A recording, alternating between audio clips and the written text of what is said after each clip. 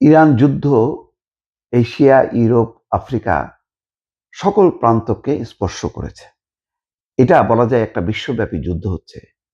তেমন একটা যুদ্ধে পাকিস্তানের ভূমিকা থাকার কথা না, কিন্তু হঠাৎ করে কূটনীতির মঞ্চে, বিশ্বমঞ্চে আবির্ভূত হয়েছে পাকিস্তান এবং তারা চমৎকারভাবে খেলছেন।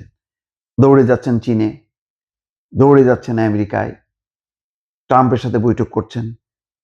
চীনে এসে চীনের প্রেসিডেন্ট পররাষ্ট্রমন্ত্রীর সঙ্গে বৈঠক করছেন। আবার নিজের দেশে 4 দেশের কূটনীতিকরা পররাষ্ট্রমন্ত্রীদের সম্মেলন হচ্ছে 2 দিন ব্যাপী। সব মিলে পাকিস্তানের এইরকম উত্থান অকল্পনীয়। সেখানে ভারত কোথায়? সেই প্রশ্ন এসছে। ইরান যুদ্ধ কূটনীতির মাঠে তৎপর পাকিস্তান ভারতকে কোণঠাসা হয়ে পড়ল? এই প্রশ্নটা স্বয়ং দিল্লিতে কূটনীতিক মহল, রাজনৈতিক মহলে গুঞ্জন হচ্ছে যে যুক্তরাষ্ট্র ইরান যুদ্ধে মধ্যস্থতাকারী হিসাবে পাকিস্তান নিজেকে যখন তুলে ধরছেন তখন ভারত কি কোণঠাসা হয়ে পড়ল? এই হচ্ছে প্রশ্ন।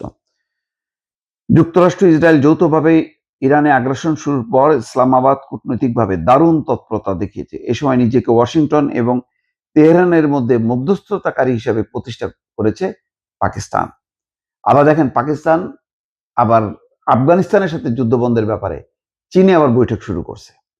নিজের দেশটা যাতে যুদ্ধমুক্ত থাকে সেই জন্য এখন এইটা অবসান ঘটানো এবং বিশ্ব অঙ্গনে গুরুত্বপূর্ণ ইরান যুদ্ধ সেটা থামানোর জন্য মধ্যস্থতা করছে। বিবিসির খবরে বলা হচ্ছে, গত সপ্তাহে ইসলামাবাদ যুক্তরাষ্ট্রের হয়ে 15 পয়েন্টের একটি শান্তি পরিকল্পনা প্রস্তাব ইরানের কাছে পৌঁছে দিয়েছে এবং আলোচনার আয়োজক দেশ হওয়ার প্রস্তাব দিয়েছে।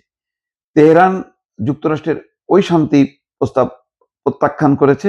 এই নিয়ে ভারতের প্রধান বিরোধী দল কংগ্রেস সরকারকে আক্রমণ করে বলেছে, পাকিস্তানের মধ্যস্থতাকারীর ভূমিকা নেওয়ার খবর ভারতের কূটনীতির জন্য বিব্রতকর। প্রতিবেশী এবং প্রধান প্রতিদ্বন্দ্বী পাকিস্তানের এমন তৎপরতা ভারতের জন্য অস্বস্তিকর। বিশেষ করে বর্তমান যুক্তরাষ্ট্রের সঙ্গে নয়াদিল্লির সম্পর্কের তুলনামূলক উত্থান পতনের এই সময় এমন পরিস্থিতি সৃষ্টি হয় ভারতের অস্বস্তি আরো বেড়ে গেছে। আগে যেমন চট করে পাকিস্তানকে জঙ্গি রাষ্ট্র এটা সেটা যেটা বলতে পারতো, এখন কিন্তু আর ভারত হালে পানি পাচ্ছে না। এটাই মনে হচ্ছে যে পাকিস্তান মার্কিন প্রেসিডেন্ট ডোনাল্ড ট্রাম্পের সঙ্গে আবার যোগাযোগের পথ তৈরি করেছে। এই পরিস্থিতি ভারতের নীতি নির্ধারক গোষ্ঠীর মধ্যে চেনা একটি মতভেদকে নতুন করে উস্কে দিচ্ছে।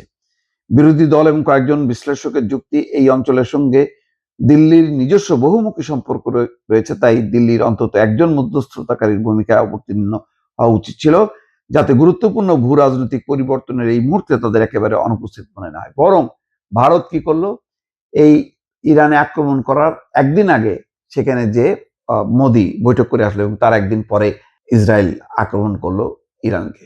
এবং সেখানে এমন একটা পারসেপশন দাঁড়ালো যে ভারত বোধহয় এই ইসরায়েলকে এই ইরান যুদ্ধে সমর্থন দিচ্ছে। কিন্তু ভারতের অর্থনৈতিক উন্নতি, অগ্রগতি, স্বার্থ ইসরায়েলের তুলনায় ইরানে বহুগুণ বেশি, কারণ ইরান থেকে বিপুল পরিমাণ তেল ভারত আমদানি করে। সব মিলায়ে কোনো কূটনৈতিক তৎপরতা নেই, মাঝে মধ্যে টেলিফোন ছাড়া। দৃশ্যত ভারতে বৈঠক হওয়া বা মোদির দৌড়ঝাঁপ করা, জয়শঙ্কর বলা যায় নিশ্চুপ বসে আছেন। সব মিলায় যেখানে পাকিস্তানের এইরকম চলাচল সারা বিশ্বব্যাপী এই যুদ্ধ নিয়ে দৌড়ঝাঁপ, সেখানে ভারতের চুপ হয়ে বসে থাকাটা এক ধরনের কূটনৈতিক পরাজয় হিসেবেই অনেকে দেখছেন। দর্শক।